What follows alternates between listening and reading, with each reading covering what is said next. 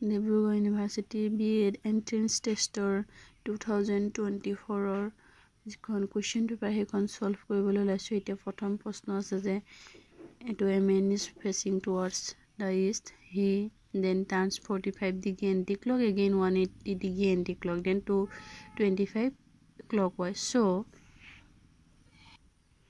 east west north south then আমি জানো যে এটো 90 ডিগ্ৰী ইয়াত 90 ডিগ্ৰী মানে প্ৰত্যেকটো কোণে 90 ডিগ্ৰী সো 45 ডিগ্ৰী গল মানে ইয়াৰ আধা গৈছে anti clockwise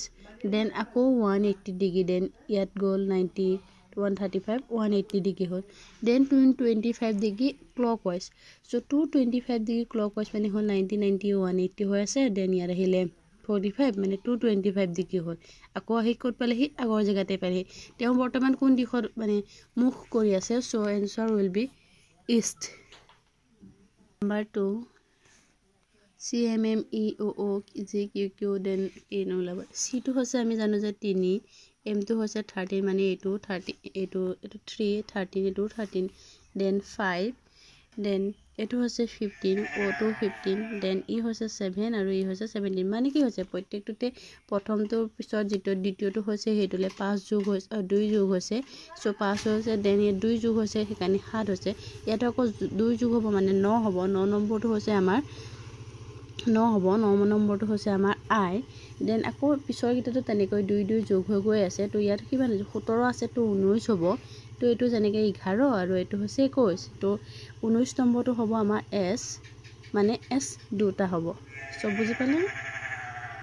then number 3 question it so it to হৈছে 7 মানে ই টু হৈছে অৰিজিনালি 5 নাম্বাৰ এ টু হৈছে 1 এন্ড টি টু হৈছে তোমাৰ 20 নাম্বাৰ সো 5 ৰ লগত 2 যোগ হৈছে মানে 7 হৈছে 1 ৰ লগত 2 3 20 ৰ লগত 2 22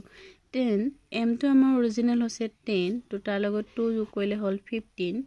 O2 হৈছে আমাৰ অৰিজিনাল 15 তাৰ লগত 2 যোগ কৰিলো 17 n টো হৈছে 14 2 যোগ কৰিলো 16 and